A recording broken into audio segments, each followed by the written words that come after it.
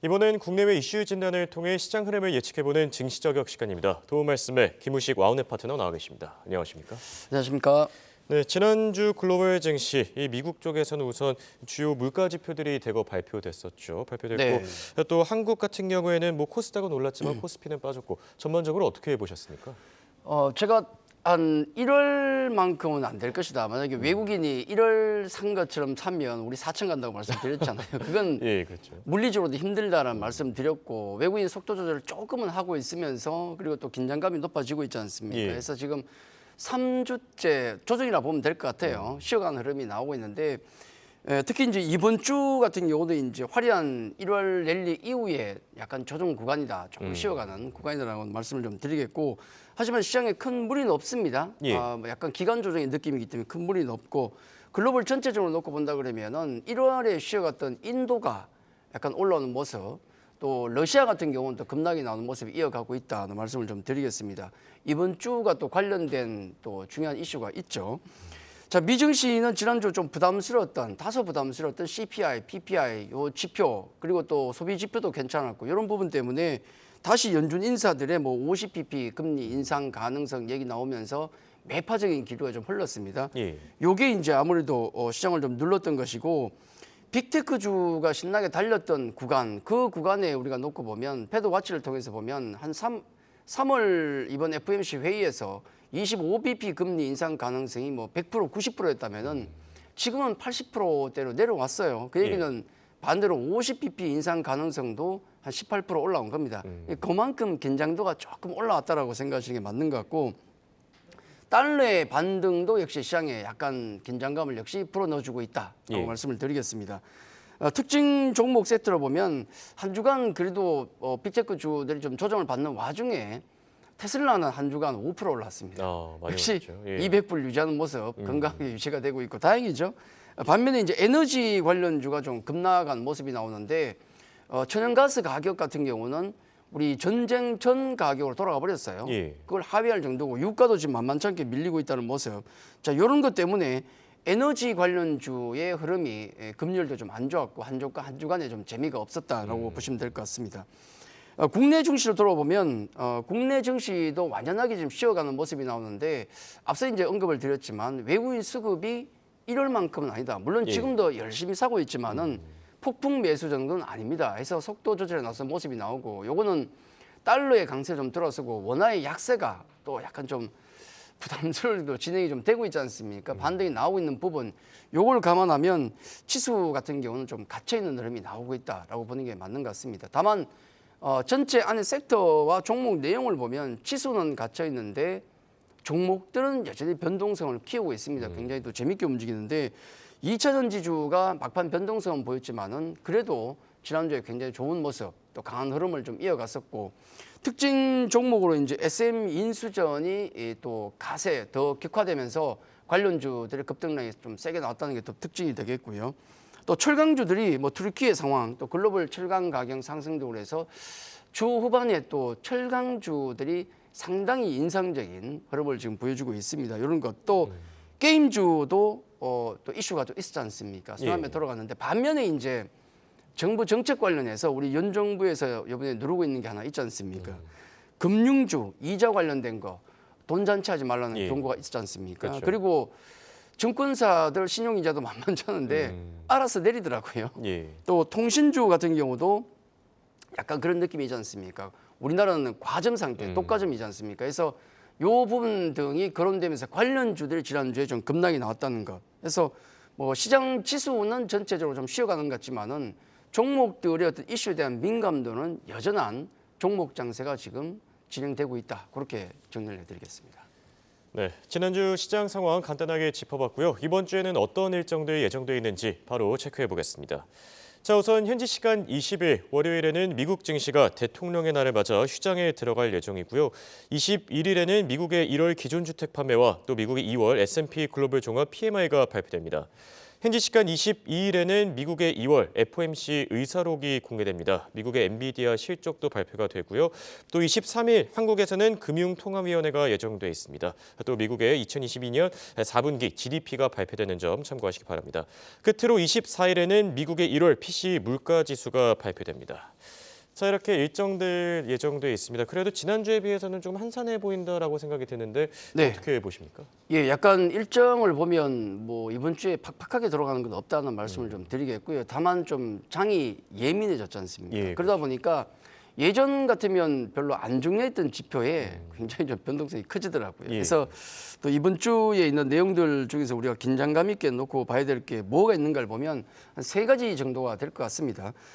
미증시가 휴장하는 건 이제 뭐 오늘 밤에 휴장하겠지만 그 예. 외에 조금 긴장감 있게 봐야 될 것은 첫째로 뭐 우리 경제 지표에 대해서는 여전히 긴장감을 가지고 봐야 되는데 특히 연준에서 중요하게 여기는 게 있지 않습니까? 미국 예. 1월 PCE 물가 지표가 있는데 요건 그나마 더 다행인 것은 우리 장 다 끝나고 나서 토요일 아침에 합니다. 그렇죠. 그래서 조금 그런 부분이 있기 때문에 그래도 중요하다는 말씀을 좀 드리겠고 예. 두 번째로 우리가 중요하게 봐야 될 것은 역시 그 엔비디아 실적 발표가 있습니다. 그렇죠. 주 중반에 지금 엔비디아 실적 발표가 있는데 우리 주가를 놓고 보면 지난번에 346불까지 올라갔다가 108불까지 3분의 1 토막이 났죠. 그 이후에 주가가 다시 213불까지 올랐으니까 어쨌든 바닥에서 더블이 올라왔어요. 예. 바닥에서 더블 올라온 상태에서 실적이 어떻게 나올 것인가. 약간 느낌은 잘해봐야 본전이다.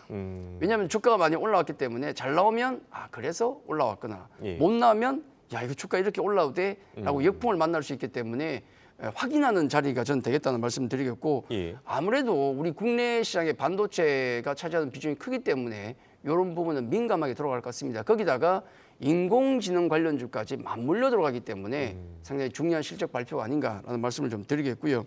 그리고 이제 이번 주 금요일 24일이면 세 번째 중요한 것은 우크라이나 전쟁 발발 1주년입니다. 예. 아마 이번 주 뭐 오늘 월요일부터 해서 관련된 기사라든지 뭐 특집이 많을 걸로 저는 보고 있습니다. 예. 그래서 뭐 전쟁이 어떻게 진행될지 모르겠지만은 그 전망이나 어떤 그런 기사에 따라서 관련주들 우리 지난주에 움직였던 느낌이 철강주 움직였는데 재근 느낌이 좀 있거든요. 많은 기사들이 나올 건데 그에 따라서 관련 섹터와 특징주들이 움직일 것이기 때문에 예. 역시 중요하다라고 말씀드리겠고 기타 이제 우리 2월 FOMC 회의 그 의사록이 공개가 됩니다. 연준 인사들이 어떤 생각을 했었는지 대충 알고는 있지만 한 번 더 확인하는 길이 되겠고 그리고 우리 금통위도 또 예정이 돼 있지 않습니까? 동결이 우세긴 한데 어느 쪽을 선택하더라도 아마 시장에 미치는 어떤 영향력은 많이 고민을 할 것 같습니다. 그래서 이런 이슈들이 이번 주에 영향을 줄 것이고 전체 급은 조금 떨어진다 할지라도 예. 만만찮다. 아마 변동성이 조금 있을 것이라는 말씀을 드리도록 하겠습니다. 네, 정리를 해보자면은 PC 물가 지표와 함께 엔비디아의 실적 발표, 끝으로 러시아와 우크라이나 전쟁이 뭐 1주년을 맞는 점 이 세 가지를 체크해 보면 좋을 것 같고요. 자, 그렇다면 오늘부터 시작되는 이 시장 전망, 미국 증시는 오늘 쉬어가게 되는데 한국 증시는 그대로 바로 가겠죠? 네, 그렇죠. 뭐 미증시가 열리지 않기 때문에 우리만의 어떤 느낌으로 좀 갈 것 같습니다. 지난주 금요일 시장이 미국 시장도 혼조세였지 않습니까? 예. 우리는 금요일 빠졌기 때문에 지수를 놓고 보면 이번 주도 좀 갇혀 있는 시장. 다만 종목들의 변동성은 아마 저는 상당할 것이다라고 생각을 하고 있습니다. 예. 특징 여러 가지 이슈가 많기 때문에 현재 그 뭐 지수를 놓고 보면 우리 퍼밸류가 지금 한 13배 정도가 됩니다. 좀 부담스럽죠. 예. 그다음에 원달러 환율을 놓고 보더라도 약간 좀 까리한 시점이 와 있고 다만 외국인의 지금 전체적인 비중을 놓고 보면 보통 한 35에서 한 36% 정도까지 차지했었는데 최근에 30%까지 떨어져 있거든요. 이런 부분도 긍정적이다 말씀을 드리겠습니다. 그래서 시장 지수에 영향을 미칠 수 있는 외국인 수급을 놓고 본다 그러면은 예. 호재도 있고 악재도 있다. 우리가 1번부터 제가 4번까지 이렇게 좀 그림을 좀 뽑아놨는데 예. 특징적인 것은 뭐냐면 2022년 7월부터 우리 거래소에 외국인 매수가 들어왔다는 점. 요건 2020년부터 지금까지입니다. 그리고 2023년 1월부터 외국인이 코스닥에 매수가 들어왔다는 점. 예. 요걸 놓고 보면 양 시장 모두 지금은 외국인의 매수가 이어지고 있다. 요거는 팩트죠. 예. 저는 이걸 보고 하는 게 중요하다는 말씀 드리고 그러면 왜 이런 매수가 들어오고 있느냐 그리고 또 왜 악재가 되고 있는 부분이 있냐 하면 1번부터 4번까지 놓고 보면 원달러 환율은 지금 강으로 가던 부분에서 약세로 다시 이어지고 있기 때문에 주춤하고 있습니다. 그래서 예. 외국인들이 원달러 환율만 놓고 보면은 지금은 좀 고민을 하고 있을 것이고, 두 번째 지분율을 놓고 보면 방금도 말씀드렸지만은 30%면 좀 더 들어올 수 있다. 그리고 3번이 중요한데 요즘 주주환원 정책 얘기 많지 않습니까? 예. 우리가 주가가 왜 이렇게 밸류가 낮게 평가받고 있냐면 이게 가장 크죠. 주주환원 정책이 너무 없다. 배당도 떨어지고, 그리고 또 우리 또 자사주 매입 소각 같은 경우도 떨어지고, 이런 부분 때문인데 최근에 이 부분은 굉장히 좋아지고 있다는 것은 분명합니다. 예. 호재로 작용하고, 그리고 이제 또 불리한 것은 시장 밸류. 우리 거래소가 지금 13배. 보통 우리가 10배 정도에서 거래가 많이 됐었는데 지금 13배입니다. 왜냐하면 기업들 실적이 워낙 떨어지고 있기 때문에 예. 그렇죠. 그래서 이 부분을 감안한다 그러면은 외국인의 수급 같은 경우는 한 중립보다는 조금 위이긴 한데 지수를 땡기기에는 부담이다. 예. 그렇게 정리할 수 있습니다. 그러면 시장이 어떻게 움직일 것인가? 결국은 종목 장세로 갈 수밖에 없다는 것이죠. 그래서 시장 지수는 아마도 여전히 갇혀있는 흐름이 지속될 것이고 종목들이 돌아가는 장세가 계속되지 않을까. 전체 시장을 제가 말씀드릴 때 지난주도 그랬지만은 큰 추세는 살아 있습니다만은 단기적으로 지수는 조금 조정 구간에 들어와 있다. 그래서 예. 종목 쪽에 우리는 계속 관심을 가져야 된다. 그렇게 시장을 정리해 드리겠습니다. 네, 그렇다면 끝으로 투자자들에게 투자 전략 전해주신다면 이번 주는 어떻게 보십니까? 네, 제가 네 가지 정도로 좀 말씀을 좀 드리겠는데요. 예.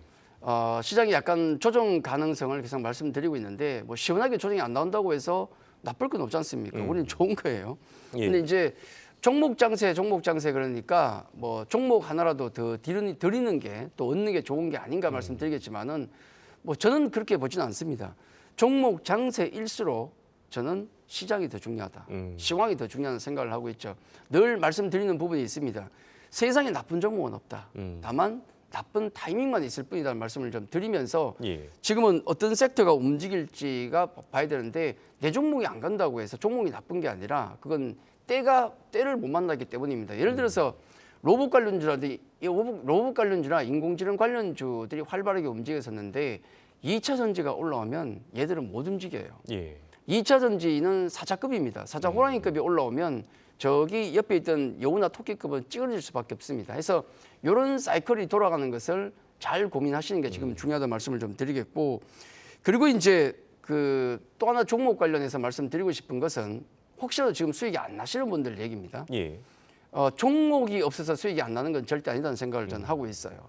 이런 말씀을 드리는데 뭐냐면 우리 예전에 1977년부터 1990년까지 유명한 피터 린치의 마젤란 펀드가 있지 않습니까? 13년 동안 그 당시에 2,700%의 수익률이거든요. 전설적이죠. 예. 1억이 27억이 됐다는 얘기입니다. 근데 더 중요한 건 뭐냐면 그 펀드에 가입했던 사람들을 놓고 보면 절반 이상이 그 펀드에 가입한 사람 중에서 손실을 봤다고 합니다. 말이 안 되잖아요. 예.